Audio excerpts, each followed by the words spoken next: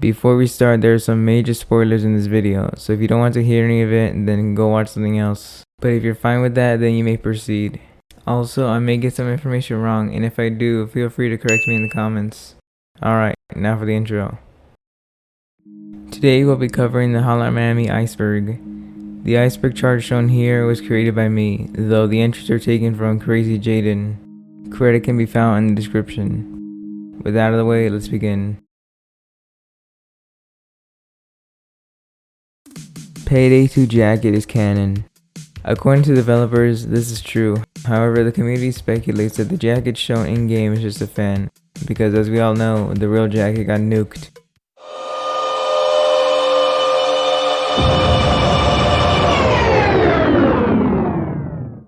You are my sunshine, my only sunshine. You make me happy when skies are gray. Jacket's real name is Richard. No, Jacket is just what the fanbase calls him. He doesn't have an official name. Also, Richard probably isn't even a real person. This dude just spawns out of nowhere most of the time. Barnes is dead. Yup, it is very unlikely he survived being blown up, considering half of his body is missing. And even if he was carried to safety, he would have lost a lot of blood by then. Story about how violence is bad or whatever. Yeah, that's basically what this game's about. That's why Richard says, "You enjoy hurting other people." Hotline Miami 3 Easter egg. If you wait after the end credits finish, you can see the menu for Hotline Miami 3.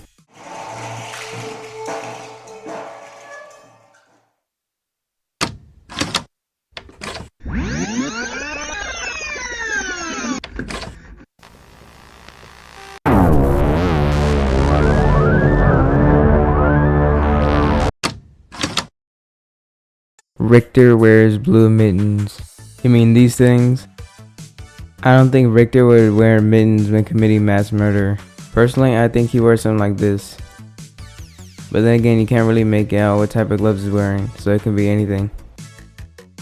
Everything in Apocalypse was real. Kinda. All of the bright pretty colors were the cause of drugs, but mostly everything that happened actually occurred. But less mythical, you could say. And that rainbow bridge at the end didn't exist.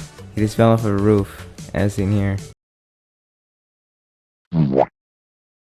That's all for layer 1, on to the next.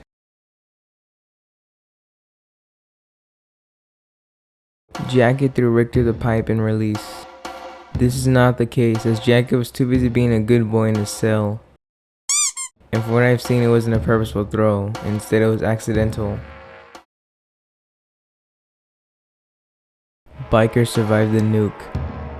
Maybe, I don't know, it's up for debate. In-game, bikers not shown getting killed, and that could be because the devs didn't want to spoil the Easter egg, as bikers are only seen in 2 areas, those being a bar and outside of the courthouse. Jake is the smartest character. He doesn't look very smart, I'll tell you that. But there is some truth to that statement, as he and Biker were the only 2 people to discover the true motives behind 50 Blessings. Cocaine Cowboys is canon.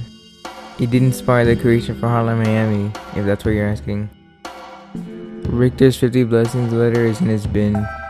That would be correct. It could be seen in the intro of First Blood. Martin Brown is not an actor and Midnight Animal is just a fantasy. Martin Brown is an actor and Midnight Animal is a movie. His fantasy is killing people, as shown here.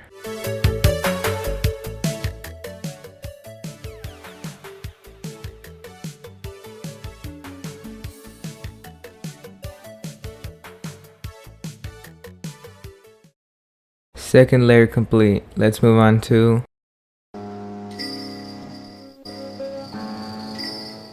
Jacket's cell is blast proof.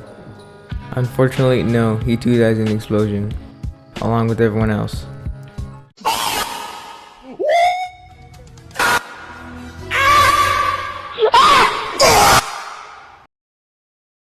Corey is barefoot. I'm not surprised the original creator added this entry, considering they post stuff like this. Oh my god, bro. Oh, hell no, man. But Corey does wear shoes, if you're wondering. The sun stole Corey's katana. There is a theory that states the following. Corey's katana was not stolen, but rather removed. Each one of the fans has some sort of weapon, so to keep Corey quote-unquote unique, they deleted her sword. As for the son, I would imagine he just took his father's guns and the bodyguard's katana from the dead bodies. This theory was taken from a forum, by the way. I will link it in the description if you want to check it out. Tony's mask is from the Bong Guy Intention. It would make sense if it was, because his mask looks worn out and there's also blood on it. However, this has not been confirmed. Evan already knows Pardo is the Miami mutilator. So, as you guys can see, these stray dots signify that Evan has some suspicion that Pardo is hiding a little secret. In all seriousness, it isn't outright stated, but Pardo does believe that Evan is catching on to him, as seen in his dream sequence. Hotline Miami 1 was actually Evan's book. If this were true, then Evan wouldn't be going around asking crackheads about the masked maniacs, now would he? Now for the final layer. The Colonel is the founder of 50 Blessings. I don't think he created it, but I do think it inspired others to start the organization. Jacket doesn't actually like hurting other people. It is speculated that Jacket does not enjoy harming others. The reason for this assumption is because after he killed the homeless guy, he threw up shortly after. Fans think this can mean one of two things. The first being, after killing the homeless dude, it triggers some PTSD.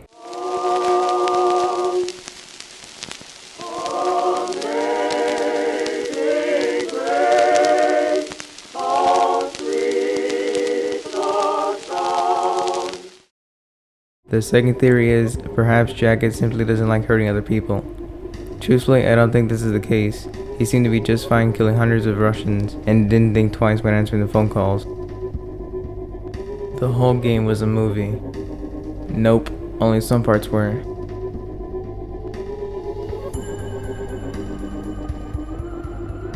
Homicide and Dead Ahead didn't happen and were just dreams.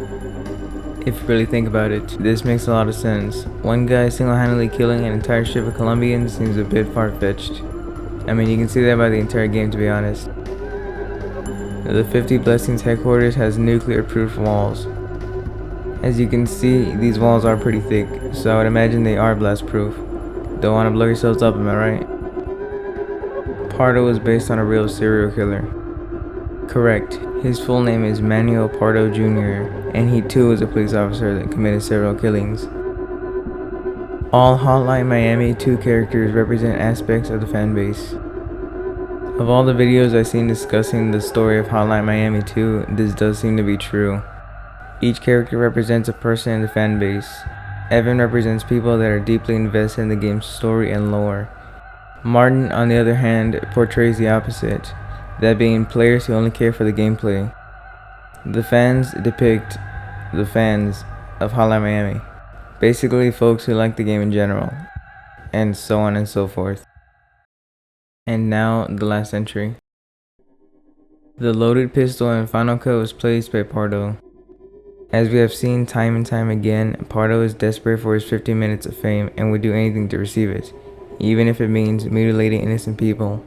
So yes, I do believe the loaded pistol was placed there by Pardo.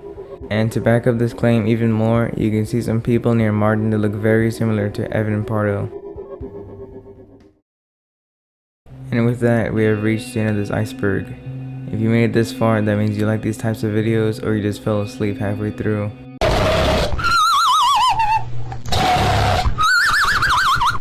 Nevertheless, you watched this video in its entirety, so thanks for that. Once again, the original creator will be linked in the description along with some sources. Alright, I'm out. Thanks for watching.